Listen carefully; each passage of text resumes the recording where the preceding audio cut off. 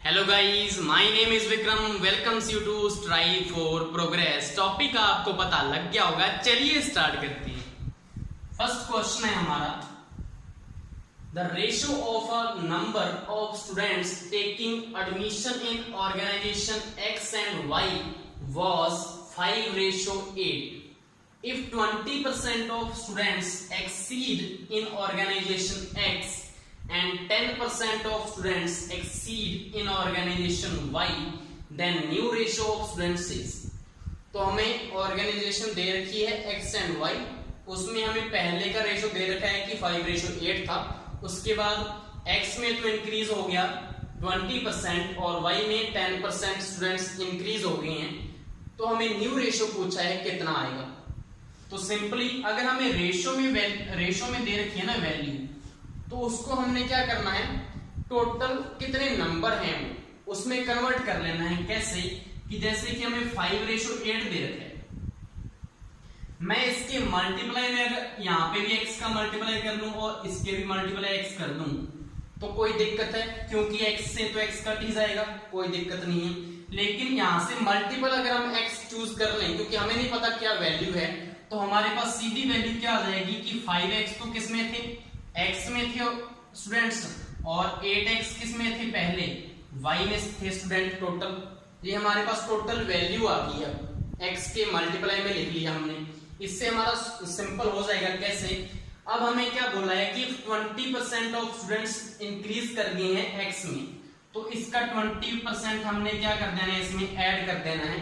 तो इसके लिए हमें क्या करना है, पहले आप क्या करोगे, इसका 20% निकाल लोगे, फिर उसको दोबारा 5x में ऐड करोगे, फिर आपकी वैल्यू आएगी। इसका डायरेक्ट मेथड क्या होता है, अगर आपके पास 20% एक्सीड करे हैं ना, तो उसको 100 में प्लस करो। पहले 100 में प्लस करेंगे तो कितना आएगा, 120। उसके बाद इसको मल्टीप्लाई में लिख दो, 120/100, परसेंटेज में है तो 100 तो आएगा ही आएगा, तो सीधा आपका डायरेक्ट आ जाएगा। इसके बाद आपको उसमें प्लस करने की जरूरत नहीं पड़ेगी, तो सीधा आंसर क्या आ जाएगा आपका, 5 दूना 10, 2 छीके 12, तो यहां से आपका 6x आ जाएगा सीधा आंसर। नेक्स्ट हमारा दूसरी साइड है 8x, और इसमें इंक्रीज किया है 10%, तो 10 100 में प्लस करो तो 110 आ जाएगा, 110/100, सीधा ही आपका आंसर आ जाएगा। 2 चौका 8, 2 5 10, तो ये आ जाएगा आपका 11 चौका 44/5 इंटू x।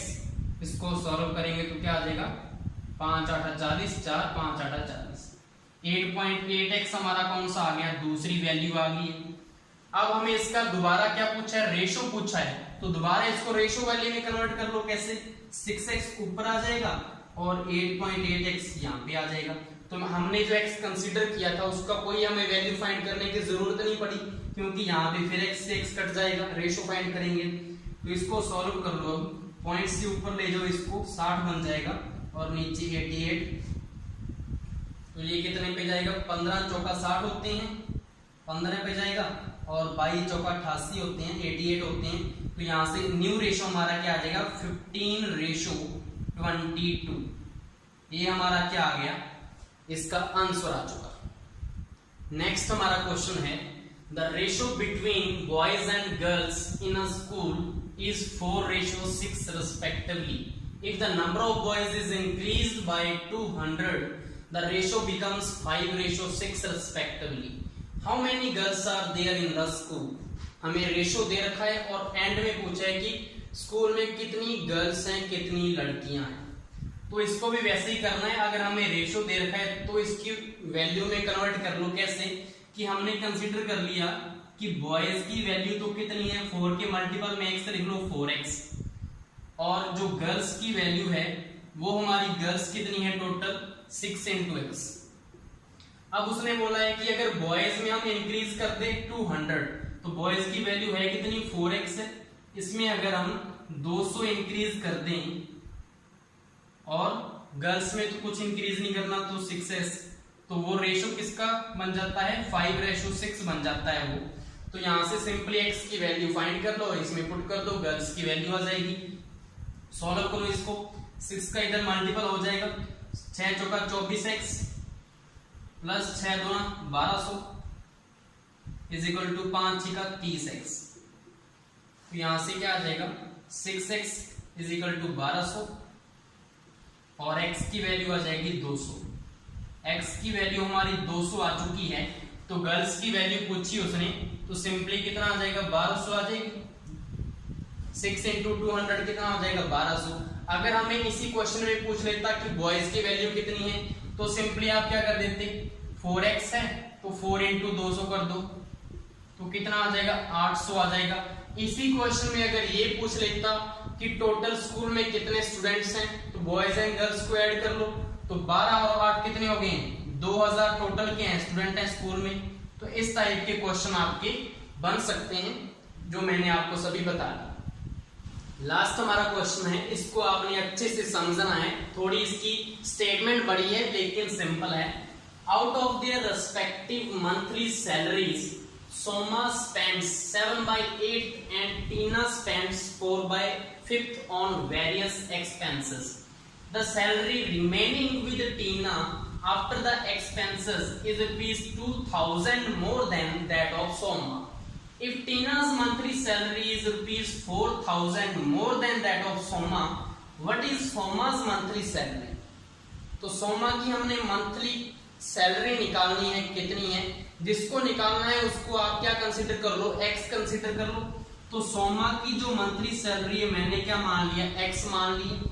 हमें यहाँ पे क्या दिया है कि if Tina's monthly salary is ₹4,000 मोर, तो टीना की जो है 4000 ज्यादा है, तो x तो किसकी है सोमा की, तो टीना की क्या होगी 4000 ज्यादा होगी, मतलब x प्लस 4000 किसकी होगी टीना की होगी स्टेटमेंट के अकॉर्डिंग। अब ऊपर आ जाओ, उसने क्या बोला है कि जो उनकी मंथली सैलरी है उसमें से जो सोमा है वो स्पेंड करती है 7/8 और उसका जो बचता है वो नीचे दिया हुआ है। तो 7/8 किसका स्पेंड हो गया x का, 7/8 तो उसने लगा दिया, तो बचा कितना x/8 ही तो बचा ना। कैसे आया कि 7/8 तो उसने स्पेंड ही कर दिया, मतलब 8 पूरे के पूरे टोटल पार्ट कितने 8 पार्ट हैं, उसमें से उतने कितने खर्च कर दिए 7 उसने खर्च कर दिए, तो कितना बचा 1 ही तो बचा ना, ऊपर 1 बचा, तो ऊपर हमारा क्या है x है और नीचे तो 8 ही आएगा। तो क्या आ जाएगा x/8 किसने x/8 किसके पास बचा है खर्च करने के बाद, सोमा के पास बचा है x/8। अगर ये नहीं समझ में आया तो इसको 1 में से माइनस कर लो कि टोटल उसकी कितनी है 1 है, उसमें से उसने 7/8 पार्ट क्या कर दिया खर्च कर दिया, तो क्या आंसर आएगा 8 minus 7/8 is equal to 1/8 part ही तो आया। तो ऊपर तो हमारे x है ही मल्टीपल में, तो x/8 ही बचेगा। नेक्स्ट हमारा है, और जो टीना है वो स्पेंड करती है 4/5 पार्ट, तो इसका 4/5 पार्ट निकालो कितना आएगा x प्लस 4000 का। इसमें भी ऐसे ही करना है कि हमने 1 माइनस 4/5 कर लिया, तो बचा कितना 1/5 ही तो बचा। तो 1/5 जैसे हमने x के मल्टीपल में क्या लिखा था 1/8 लिखा था, वैसे ही यहाँ पे 1/5 किसके मल्टीपल में लिख दो x प्लस 4000 के मल्टीपल में, तो इसकी वैल्यू कितनी आ जाएगी x/5 प्लस 5 8 40 500 500, ये इस पे कट गया। तो टीना की जो है वो उसके पास कितना बचा है रुपया x/5 प्लस 800 बचा है। अब उसने क्या बोला है कि जो टीना के पास जो बचता है द सैलरी रिमेनिंग विद टीना, जो टीना के पास जो बची सैलरी है आफ्टर द एक्सपेंस खर्च करने के बाद ₹2000 मोर है किससे सोमा से, मतलब जो सोमा के पास बची है और जो टीना के पास बची है दोनों का डिफरेंस कितना दे रखा है 2000 का, तो दोनों का डिफरेंस में लिख दो। ज्यादा किसकी है मतलब टीना की ज्यादा है ना, तो टीना वाली में से इसको माइनस कर दो। x प्लस 5 प्लस 100 ये तो किसके पास बचा है टीना के पास खर्च करने के बाद, इसमें से माइनस कर दो जो सोमा के पास बचा है खर्च करने के बाद x/8, और दोनों का डिफरेंस हमें दे रखा है कितना 2000। ये हमारी इक्वेशन आ गई। यहाँ से x की वैल्यू सिंपली फाइंड करनी है और वो x की वैल्यू किसकी होगी वो सोमा की मंथली सैलरी हो जाएगी। इसको सॉल्व कर लो, इसको उधर ले जाओ, ये कितना बचा 1200 आ जाएगा, इधर तो ये कट गया। अब बचा है x/5 माइनस x/8, तो यहाँ से 40 क्या आ जाएगा, इसका एलसीएम आ जाएगा 5 8 40, 8x माइनस 8 5 40, तो ये आ जाएगा। इन दोनों में से करेंगे तो 3x/40 आ जाएगा। यहाँ से इधर क्या है हमारे पास 1200 है, तो यहाँ से x की वैल्यू क्या आ जाएगी, यहाँ पे कर लेते हैं। x इक्वल टू क्या आ जाएगा 1200, तो साइड में पड़ा है, इनटू में नीचे वाला जो 40 है वो ऊपर चला जाएगा और जो 3 है वो नीचे आ जाएगा। तो 3 चौका 12, 0 0 4 चौका क्या हो गया 16 हो गया। तो टोटल हमारे पास कितना आ गया आंसर, 16,000 किसकी सैलरी आ गई है, सोमा की मंथली सैलरी कितनी है 16,000 रुपए। और अगर हमें क्या पूछ लेता इसी क्वेश्चन में कि टीना की भी बताओ कितनी मंथली सैलरी है, तो हमें वो दे ही रखा है कि उसकी 4,000 ज्यादा है, तो 16 + 4 कितना हो गया, 16 + 4 20,000, 20,000 मंथली सैलरी किसकी हो जाएगी, टीना की हो जाएगी।